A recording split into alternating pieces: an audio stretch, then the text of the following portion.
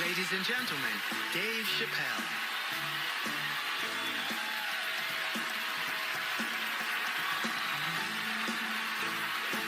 Thank you. Oh boy, I'm very nervous. No pressure. During the Civil Rights Movement, I can't read what's on the teleprompter. Some about Black America and white America. There's Black Americans and there's white Americans. We're all one America. So if you don't mind, this is not live, is it? I imagine whatever I say, you could just edit it out. Let's try it a few ways. Lou, are you in the booth? I am. All right, good. You know what, Lou? Let's just play around with it and see if we can get it right, get this clip package on, and then let me go home, all right? You got it. All right. Ready? All right, count me in. 5, 4, 3, 2, 1. Wu-Tang. I'm just with you, Lou. Let's do it again. We're going to do it again. We'll get it right. Here we go, Dave. 5, 4, 3, 2. You know, when I was a comedian starting out in Washington, D.C., right here in this city, 1988, I'll never forget this. It was a comedy club owner that banned profanity from his comedy club. He said it offended his audience, and this was a cause of major concern for all the comedians in the circuit. And we all called a meeting, and we had the owners come, and it was the club owners, and it was the comedians. It was the classic labor dispute. The club owners laid out their case. There cannot be profanity in these clubs because that offends people. And there's a comedian who's still a good friend of mine to this day. He lives right here in Washington, D.C. He stood up and he said, he's black, I should tell you because it's important to the story. He says, I use profanity because I live a profane lifestyle. He says, I don't have an insect infestation in my house. I have roaches.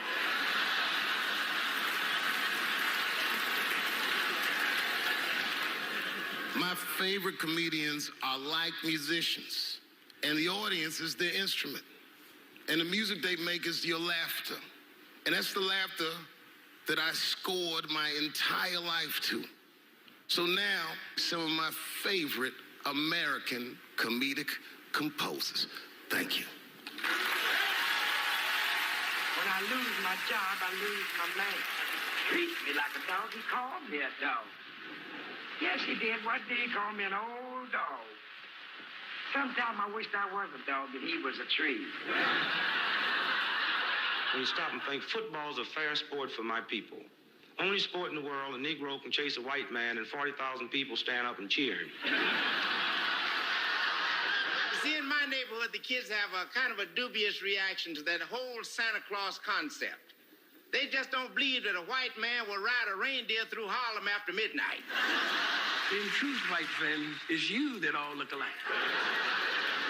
But look at the black people around you. We're all different colors. Black walnut, burnt almond, chocolate mocha, pecan, vanilla, yellow, mellow, light, bright, and damn near white. We come from the first people on the earth. You know, the first people on the earth were black people. We the first people had thought, right? We was the first one to say, where am I? And how do you get to Detroit? I think maybe like 30 years ago, there was a woman that wanted to sing, and a black lady that sang opera that wanted to sing. What was her name?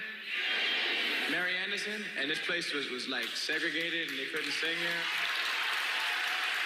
And here we are, like not even 50 years later, a 22-year-old black man on stage getting paid to hold his. God bless America. I gotta go now. Y'all take it easy. Bye-bye.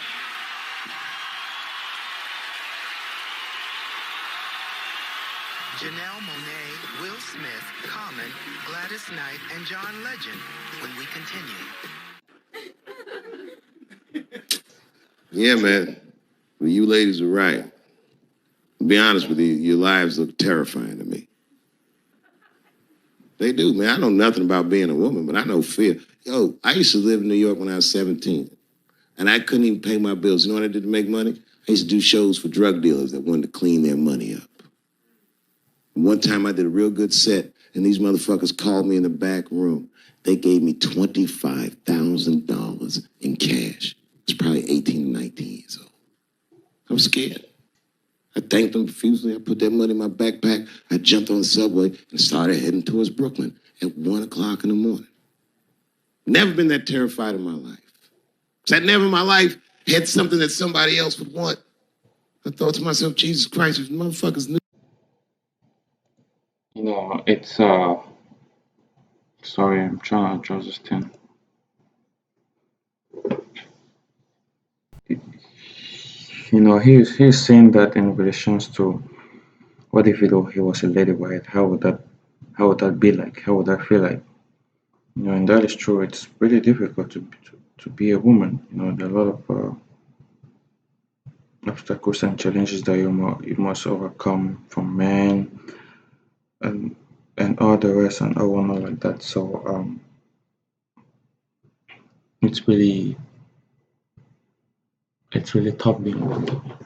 Yeah, it's really tough being one. And going back to different comedians, you can see how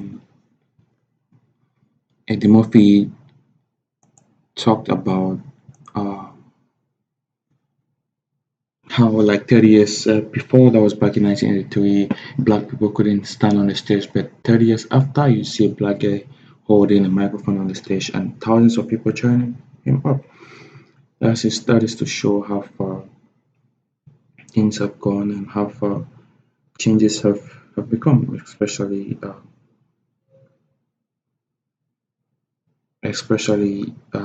in America.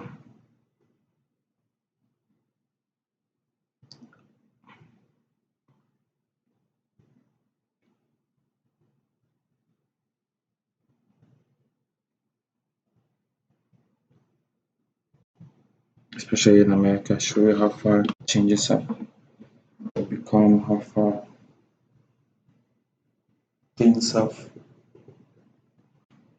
progressed. You know, it shows that nothing is steady. You know, if you're facing challenges today, be optimistic about it because tomorrow things will change and things will change for the better. You know, the better men, and also there will be a lot of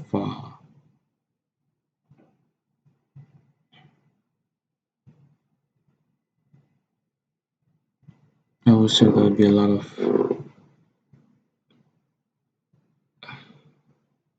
of improvements. I must say.